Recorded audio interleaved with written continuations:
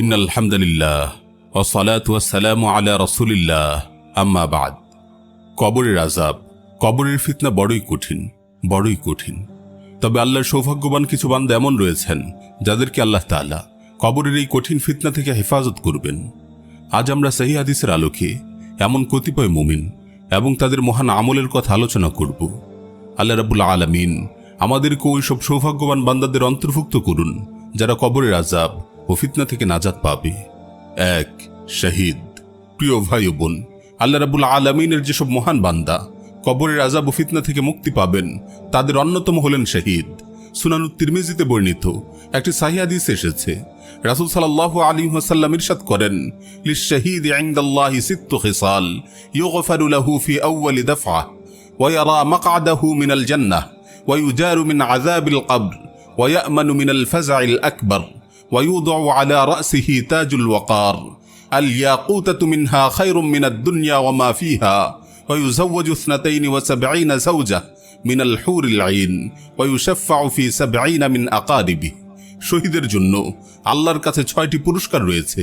প্রথম রক্তবিন্দু জমিনে পড়ার সঙ্গে সঙ্গেই তাকে ক্ষমা করা হয়, তার জান্নাতের বাসস্থান তাকে দেখানো হয়, তাকে কবরের আযাব থেকে রক্ষা করা হয়, আর কিয়ামতের মহাভীতি হতে সে নিরাপদ থাকে। তার মাথায় মর্যাদার তাজ পরিয়ে দেওয়া হবে। এর এক একটি ইয়াকুত পাথর দুনিয়া ও দুনিয়ার সব কিছু হতে উত্তম। আয়াতলোচনা 72 জন হুরের সঙ্গে তার বিয়ে দেয়া হবে। 70 জন নিকটাত্মীয়ের জন্য তার সুপারিশ গ্রহণ করা হবে। সুবহানাল্লাহ, শহীদের এত বেশি ফজিলত। প্রিয় ভাই ও বোন, শাহাদাত আসলেই একটি ঈর্ষণীয় সাফল্য, একটি সুমহান মর্যাদা, মুমিন জীবনের মহা গৌরবময় অর্জন। আল্লাহ রাব্বুল আলামিন আমাদের সবাইকে এই মহান মর্যাদা অর্জন করার তৌফিক দিন। 2. মুরাবিত বা আল্লাহর রাস্তার পাহারাদার।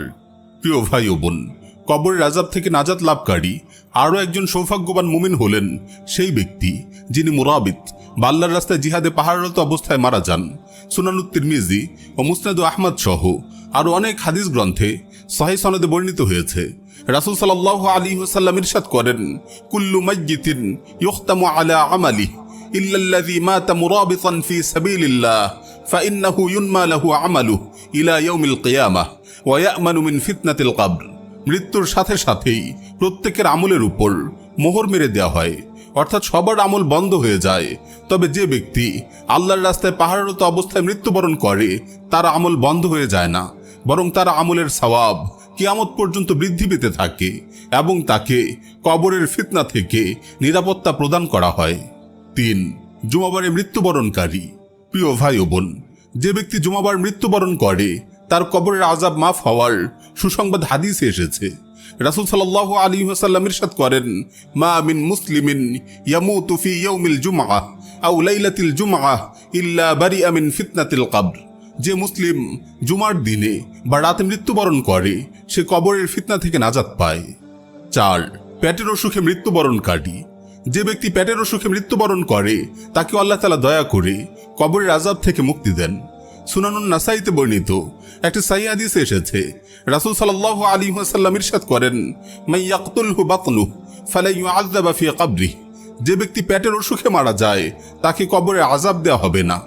পরিশেষে দোয়া করি, আল্লাহ রাব্বুল আলামিন আমাদের সবাইকে কবরের আযাব থেকে নিরাপদ রাখুন, আমাদের শাহাদাতের মর্যাদা দান করুন, আল্লাহর রাস্তায় পাহারাদার হওয়ার তৌফিক দিন, আমাদের জুমাবারে মৃত্যু নসিব করুন, আর আল্লাহ না করুন কখনো যদি পেটের অসুখ হয় তবে সবর করার তৌফিক দিন। আমিন ইয়া রাব্বাল আলামিন।